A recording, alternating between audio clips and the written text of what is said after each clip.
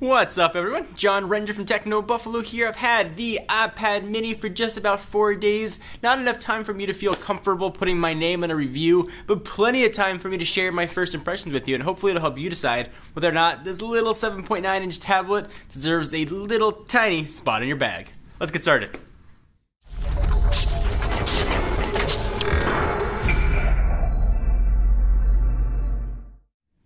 Alright, so let me get this out of the way. I'm not gonna lie, I was extremely dubious about an iPad mini even existing. Then when Apple announced it, I was even more so about its utility.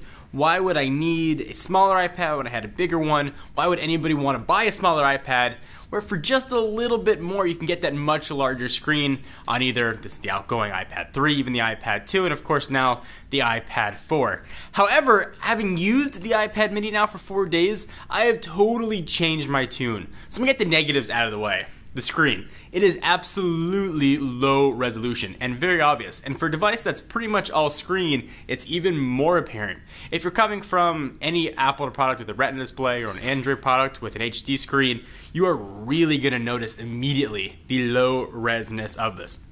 Not to say that it's awful, but certainly compared to other products, especially in this segment, you look at the Kindle Fire HD, the Nexus 7, you really notice the screen. And it's something that's hard to get used to.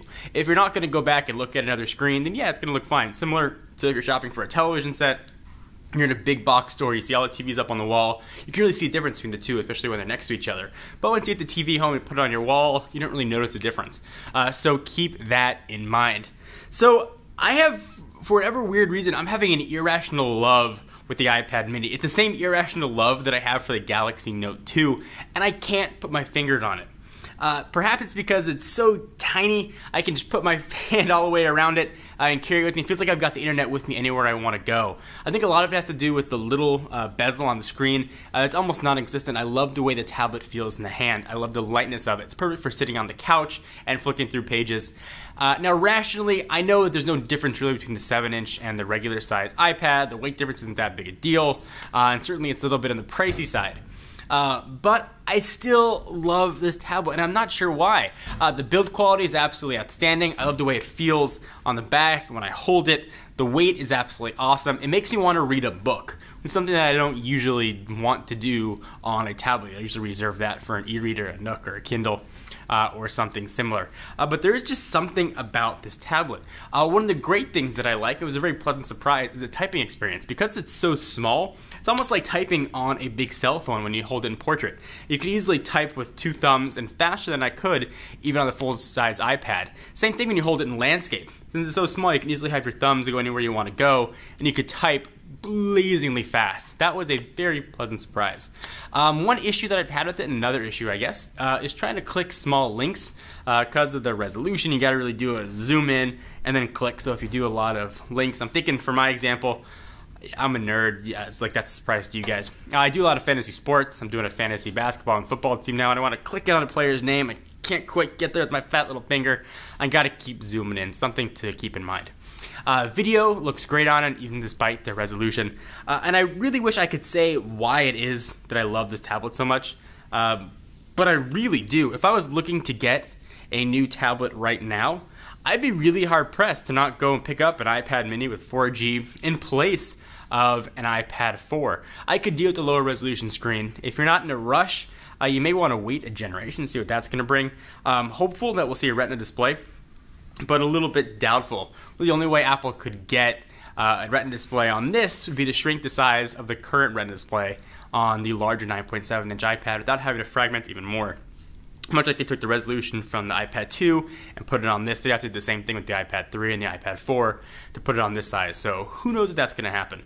The screen itself, and I know it's not plastic, but it feels a little plastic. When you tap around on it, it doesn't feel as high quality as the full-size iPad. But just for sitting on the couch, watching YouTube videos in bed, I'm loving this thing. I've got some traveling coming up, and the iPad's always been my travel companion.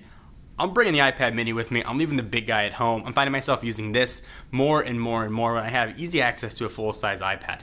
So if you want to save a couple bucks and you want to get into the iPad world, this is going to be a great way to go. I've been testing some games on it. The performance has been really pretty solid.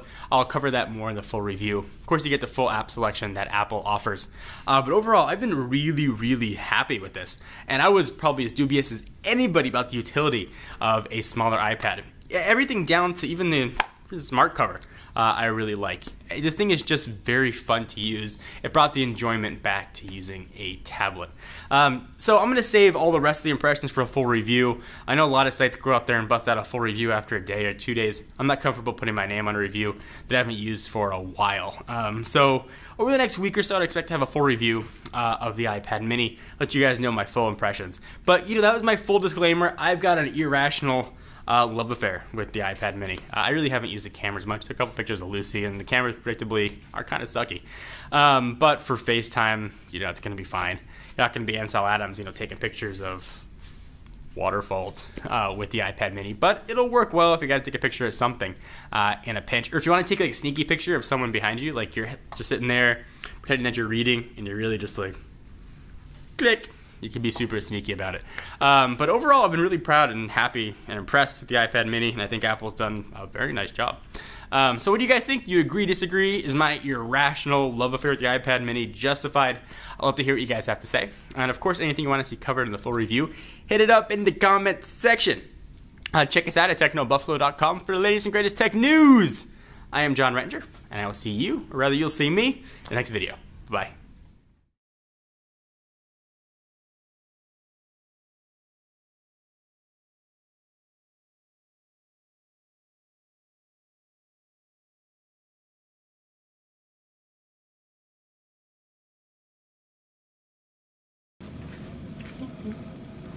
We're good. Checking me out? Yeah, man.